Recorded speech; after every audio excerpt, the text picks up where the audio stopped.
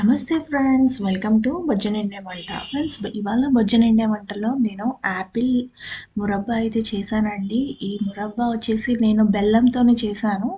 So మీరు కావాలి అనుకుంటే షుగర్తో అయినా కూడా చేయొచ్చండి. ఇది చాలా టేస్టీగా, నోట్లో పెట్టుకుంటే కరిగిపోయేటట్టుగా చాలా అంటే చాలా బాగుందండి. మీరు కూడా ఈ రెసిపీ నచ్చితే లైక్ చేయడం మర్చిపోకండి. సో మరి ఇది ఈజీగా ఎలా ప్రిపేర్ చేసుకోవాలో చూద్దాం. సో ఫ్రెండ్స్, నేనైతే యాపిల్స్ చిన్న సైజువి తీసుకున్నానండి. సో చిన్న సైజు తీసుకుంటే మనం యాపిల్ మొత్తం ఇలానే వేసుకోవచ్చండి. సో ఇలా మొత్తం అన్నీ తీసుకున్న యాపిల్స్కి పీల్ చేసేసుకున్నాను కంప్లీట్గా. ఇలా ఇలా మొత్తం అంతా పీల్ చేసేసుకోనండి. ఇప్పుడు సో మనకి యాపిల్ పైన ఏమన్నా చిన్న చిన్నగా అలా ఏమన్నా ఉంటే పాడైపోయినట్టుగా అవి తీసేసుకోండి. సో చూసి తీసుకోండి యాపిల్స్ తీసుకునే ముందు. సో నేనైతే గిన్నె పెట్టానండి. ఈ యాపిల్స్ కలర్ చేంజ్ అవ్వకుండా ఉండడానికి కొద్దిగా సాల్ట్ వేసి వాటర్లో ఈ మనం పీల్ చేసి పెట్టుకున్న యాపిల్స్ అన్నీ కూడా ఈ వాటర్లో అయితే వేసానండి. చూడండి ఈ విధంగా.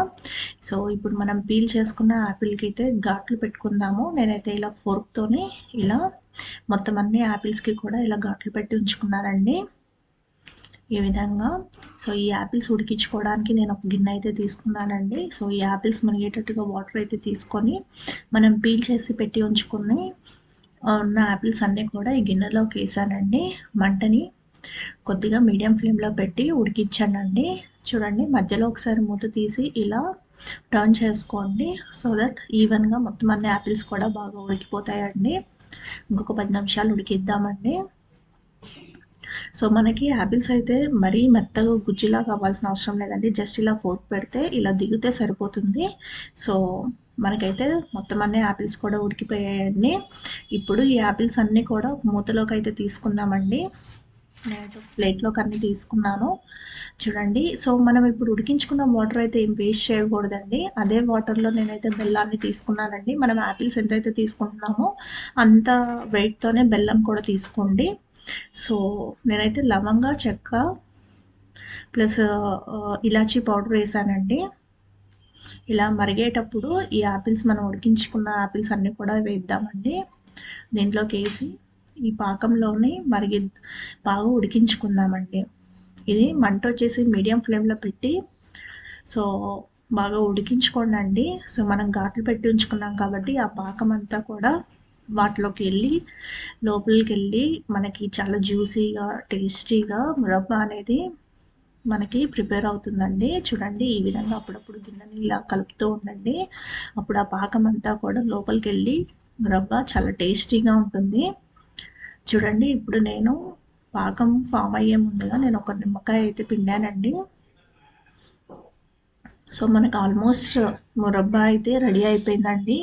సో మనకు పాకం వచ్చేసి ఇలా చూడండి తీగ పాకం లాగా రావాలి, కొద్దిగా ముదురు పాకం రావాలండి. చూడండి ఈ విధంగా.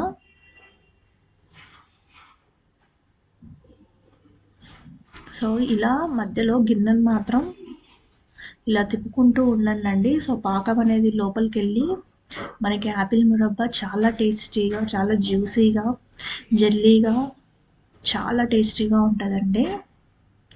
సో మనకి యాపిల్ మురబ్బా అయితే ప్రిపేర్ అయిపోయిందండి. చూడండి మనకి మొత్తం అయిపోయే ముందు కలర్ కూడా చేంజ్ అయిపోతుంది కంప్లీట్గా. సో మీకు ఈ యాపిల్ మురబ్బా నచ్చితే వీడియోని లైక్ చేయండి ఫ్రెండ్స్. నా ఛానల్ని ఎవరైతే ఫస్ట్ టైం చూస్తున్నారో వాళ్ళు వెంటనే సబ్స్క్రైబ్ అవ్వండి అండ్ పక్కనే ఉన్న బెల్ ఐకాన్ని కూడా యాక్టివేట్ చేయండి ఫ్రెండ్స్. సో నచ్చితే వీడియోని లైక్ చేయడం మాత్రం మర్చిపోకండి. Thank you friends, thanks for watching.